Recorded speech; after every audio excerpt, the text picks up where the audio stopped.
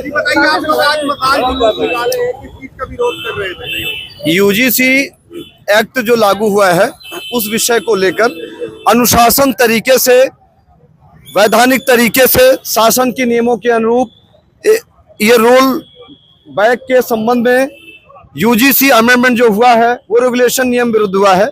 इस संबंध में सरकार को जन जागरण अभियान के तहत मशाल जुलूस का आयोजन किया गया है, जिसमें सामान्य वर्ग के सभी लोग, युवा, प्रबुद्ध, सामाजिक संगठन के लोग इकट्ठा हुए थे अटल पार्क में। वहां से इकट्ठा होने के बाद सभी लोग मार्च पास्ट करते हुए अनुशासन सद्भाव रैली के रूप में यहाँ आए हुए हैं और शिल्पी प्लाजा नगर भ्रमण करते हुए आज अपनी बात रख रहे हैं। सरकार को ये दूसरा चरण है। पहला चरण हुआ था, रीवा बंद हुआ था और पूरे देश के साथ रीवा बंद का ऐलान किया गया था। दूसरे चरण में मशाल जुलूस किया गया था। तीसरे चरण में बैठक करके योजना बनाई जा रही है कि दिल्ली भी जाना है और जंतर मंतर में पूरी तरह से जन आंदोलन करना है। सरकार को जन जागरण के माध्यम से जागृत करना है तो जो यूजीसी कानून लाया गया है वो सामान्य वर्ग के हित में नहीं है और देश हित में नहीं है।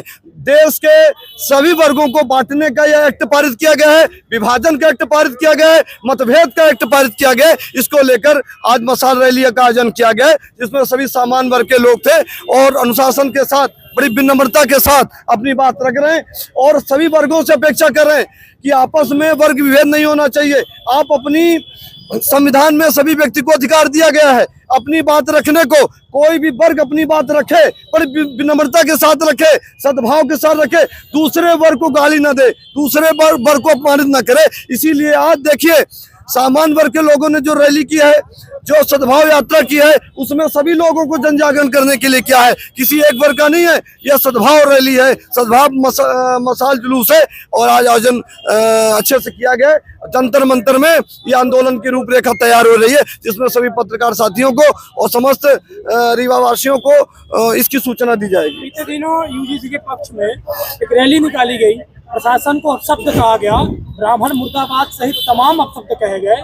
क्या लगता है ये? देखिए, निश्चित तौर से ये घटना जितनी प्रशासन के साथ जो रवैया अपनाया गया है और मीडिया के साथ जो अपमान किया गया है, अन्य लोगों के साथ जो भी किया जाता है, प्रभावित की गई, इसकी हम व्यक्तिगत तौर से निंदा करते हैं। इसलिए कोई भी रैली हो, कोई भी जुलूस हो, यातायात व्यवस्थाएं बाधित नहीं होनी चाहिए। कार्यपालिका, न्यायपालिका, व्यवस्थापिका एक दूसरे के अंग है और यदि हम सरकार को अपमानित करेंगे, सरकार को गलत तरीके से जिला प्रशासन को बात करेंगे तो ये अपनी समझ, अपनी विवेकशीलता है। रही बात किसी वर्ग को गाली देने की, तो किसी भी संविधान में नहीं लिखा है कि किसी वर्ग को अपमानित करिए।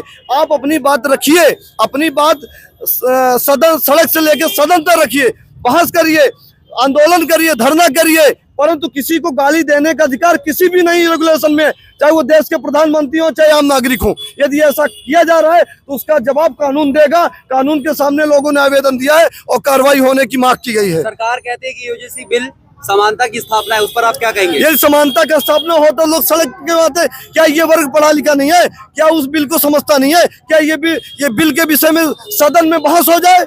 सदन में अब ये जो बिल आया था 2012 में कोई आंदोलन हुआ?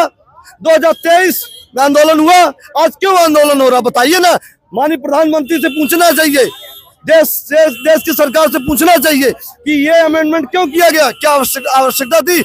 हरिजन एक्ट है, बहुत सारे एक्ट हैं उनके लिए और होने चाहिए, मैं भी कहता हूँ, पर यूजीसी कानून छात्रों को बांटने वाला है, देश को बांटने वाला है, विभाजन करने वाला यही एक्ट है। इस एक्ट का हम सब लोग कड़े निंदा, विरोध करते हैं और देश से अपेक्षा करते हैं कि देश को बांटिए नहीं, देश को जोड़िए। वसुधैव की धरती है, भारत को अखंड भारत बनाना है तो देश को यूजीसी कानून की नहीं, देश में एकता, समानता, एक रूपता का कानून होना चाहिए। सरकार ने और अभी